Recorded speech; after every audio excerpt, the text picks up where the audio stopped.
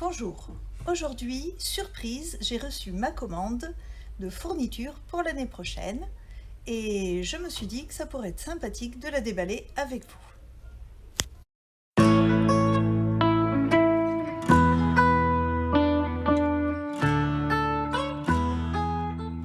Quand on est maîtresse, se projeter un petit peu dans l'année d'après et recevoir ses commandes, les préparer, penser aux améliorations qu'on va pouvoir apporter à son fonctionnement, c'est toujours très enthousiasmant. Et je suis donc très contente de déballer mes cartons avec vous et de vous montrer avec quoi je travaille, à quoi sert chaque cahier et ce que j'ai commandé pour la rentrée prochaine. Ça peut également être utile à de jeunes enseignants qui ne sauraient pas trop quoi commander pour leur première rentrée. Alors voilà mes cartons reçus aujourd'hui.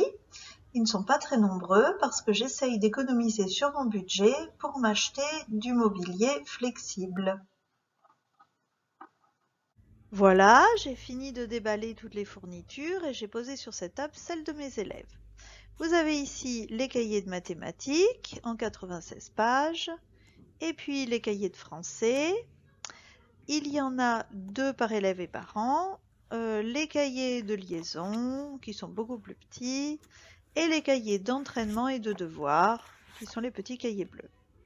Tout le reste des fournitures est dans des classeurs. J'ai donc racheté quelques paquets de feuilles simples, aussi les petites copies doubles pour la rédaction et les intercalaires pour le classeur. Et bien entendu, le cahier de poésie. Voilà pour chaque groupe les feutres enfin non pas Velleda, je voulais dire Stabilo. Et puis j'ai racheté quelques règles et surtout j'ai acheté pour chacun de mes élèves des stylos plumes mais dont la pointe est comme un feutre. Voilà, donc on met des cartouches, c'est très pratique. Évidemment, donc j'ai acheté des cartouches. Voilà, c'est toujours utile d'en avoir. J'ai racheté quelques cols, j'en ai encore en stock. Et puis des stylos billes bleus, des rouges et des verts, car cette année, c'est moi qui fournirai tout le matériel. Je ne veux pas que mes élèves aient de trousse. Ici, on a les feutres d'ardoise, des ciseaux pour ambidextre, comme ça marche pour tout le monde. Les feutres, alors j'ai pris les Giotto Turbo Maxi que j'aime vraiment beaucoup, je trouve que pour colorier ils sont super. Et évidemment des crayons de couleur. Donc j'ai prévu en fait pour crayons de couleur et feutres 2 boîtes par groupe.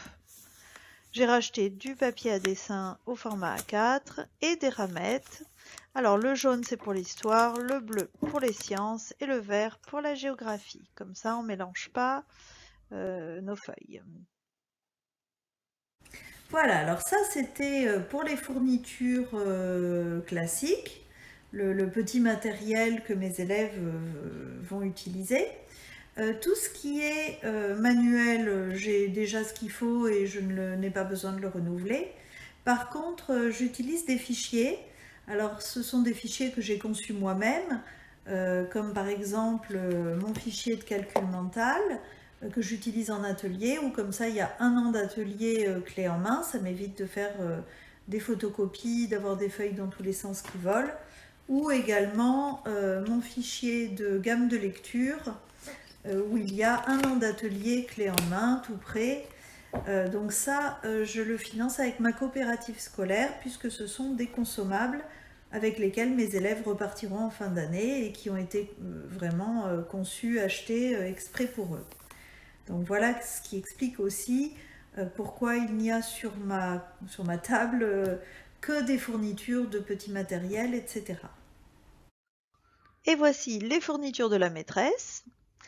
Donc cette année, j'ai acheté d'abord un grand coloriage que je compte mettre en atelier en début d'année pour un peu que mes élèves brisent la glace et fassent connaissance.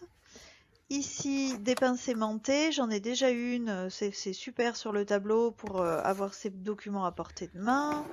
Les feutres de tableau avec recharge. Les autocollants pour identifier les groupes, le scotch dont on a toujours besoin et des petits scotch aussi qui sont là, voilà. Des trombones, donc ça j'en consomme beaucoup. Et qu'est-ce que j'ai pris d'autre? Ah oui, aussi de la pâte à fixe, des élastiques, de la colle en comme ça, et puis du correcteur, et un petit tampon pour féliciter mes élèves. Ça me sert pour mettre des dossiers, c'est pratique.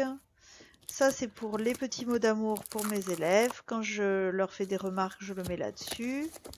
Et voilà, ça c'est plus pour moi. Et ça, c'est pour mettre leur plan de travail. Comme ça, ils se repèrent dans le cahier. Et j'ai acheté une agrafeuse pour faire des petits livrets A5. Donc ça, je suis très contente. Alors, comme je vous le disais plus tôt dans cette vidéo, cette année, je n'ai utilisé que la moitié de mon budget classe. Je me suis volontairement restreinte en achetant vraiment que le minimum, l'essentiel. J'ai de la chance, il me restait pas mal de stock de cette année et de l'année dernière. Et en fait, j'ai fait ça parce que je souhaite mieux aménager ma classe pour qu'elle corresponde plus à mon fonctionnement en flexible. En effet, comme les élèves changent de place toutes les 30 minutes, ce n'était pas très pratique qu'ils laissent leurs affaires dans un casier, dans un bureau. Il me fallait donc des étagères qui soient à un endroit de la classe où ils puissent accéder facilement et où ils puissent comme ça récupérer leurs affaires et changer leur matériel. J'en ai acheté 4 des étagères comme ça, et du coup j'ai 32 cases. Donc ça c'est super parce que j'en ai assez pour chacun de mes élèves et j'en ai même en plus pour mettre les dictionnaires. Je compte même proposer en réunion de rentrée aux parents, s'ils le souhaitent, d'acheter un espèce de tiroir en tissu qui a la forme d'un cube et qui s'encastre parfaitement dans ces étagères. Comme ça, s'ils souhaitent que leur enfant ait une case personnalisée et qu'il puisse un peu cacher ses petites affaires, c'est possible. Voilà, j'ai commandé également d'autres articles, mais je vais vous laisser un petit peu de surprise pour la prochaine vidéo que je ferai, où ma classe sera partiellement réaménagée. Il faut savoir que j'ai monté un dossier auprès de la mairie pour obtenir du matériel flexible et que je travaille dans une école où la mairie est vraiment en appui et à l'écoute des enseignants.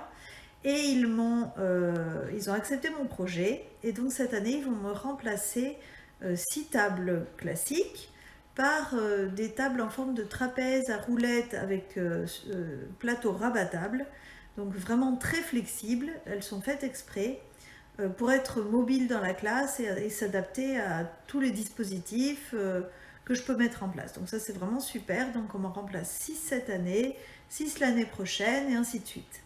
Donc je vous referai une vidéo lorsque je les aurai reçus, lorsque j'aurai reçu mes étagères.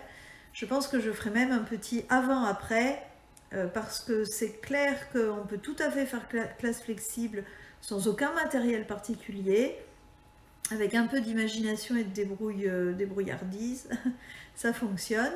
Mais si on a un petit peu de budget et qu'on peut petit à petit améliorer son fonctionnement, c'est toujours plus agréable de travailler dans une classe fonctionnelle avec le mobilier et le matériel adapté.